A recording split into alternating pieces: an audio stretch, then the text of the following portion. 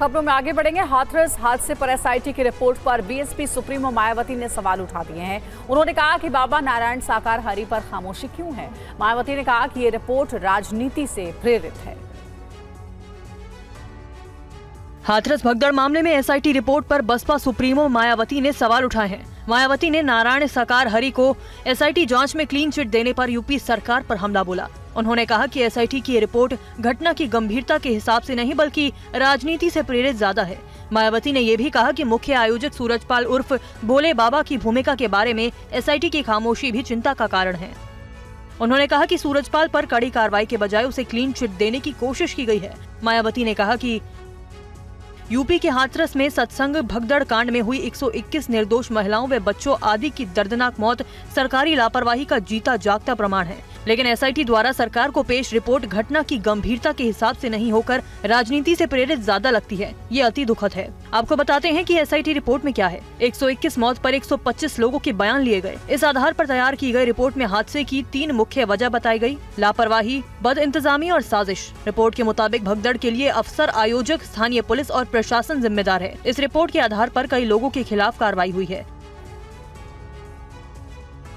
और मध्य प्रदेश के सरकारी महाविद्यालयों में ड्रेस कोड लागू होने जा रहा है। इस बारे में TV9 भारतवर्ष से खास बातचीत में उच्च शिक्षा मंत्री इंदर सिंह परमार ने क्या कुछ कहा है, वो आपको सुनाते हैं।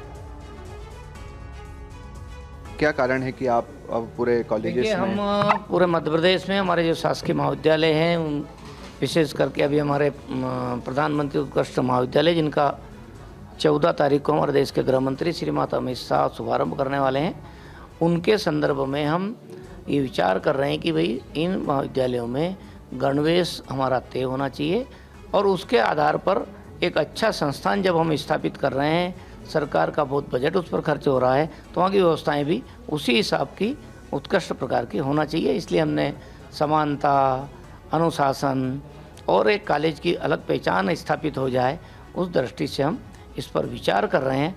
आने वाले समय में और उसकी चर्चा करके विमर्श करके भविष्य में उसको लागू करने वाले हैं। देखिए, मैं समझता हूँ मध्य प्रदेश में ऐसी स्थिति नहीं बनेगी। हम सभी वर्ग के लोगों से विचार विमर्श करके व्यापक एक प्रकार की चर्चा करके इसको लागू करेंगे और जो हमारे पास अभी सारी जानकारी है उस हिसाब से हम ठीक दिशा में आगे बढ़ेंगे। और आरएसएस से जुड़ी पत्रिका में छपी एक रिपोर्ट में जनसंख्या नियंत्रण पर जोर दिया गया है। रिपोर्ट में राष्ट्रीय जनसंख्या नियंत्रण नीति की जरूरत बताई गई है। ऑर्गेनाइजर पत्रिका की रिपोर्ट के मुताबिक देश में मुस्लिम आबादी बढ़ने के साथ जनसंख्या असंतुलन बढ़ने का दावा किया गया है। इस पर नियंत्रण के लिए व्यापक राष्ट्रीय जनसंख्या नियंत्रण नीति की जरूरत है। पत्रिका के ताजा साप्ताहिक अंक के संपादकीय में जनसंख्या के लिहाज से क्षेत्रीय असंतुलन पर चिंता जताते हुए नीतिगत हस्तक्षेप की वकालत की गई है। संपादकीय के मुताबिक राष्ट्रीय स्तर पर जनसंख्या स्थिर होने के बावजूद ये सभी धर्मों और क्षेत्रों में समान नहीं है। कुछ क्षेत्रों, खासकर सीमावर्ती जिलों में मुस्लिम आबादी में काफी इजाफा हुआ है। पश्चिम बंगाल, बिहार, असम और उत्तराखंड जैसे सीमावर्ती राज्यों में सीमाओं पर अवैध विस्थापन की वजह से अवैध तरीके से जनसंख्या बढ़ रही है।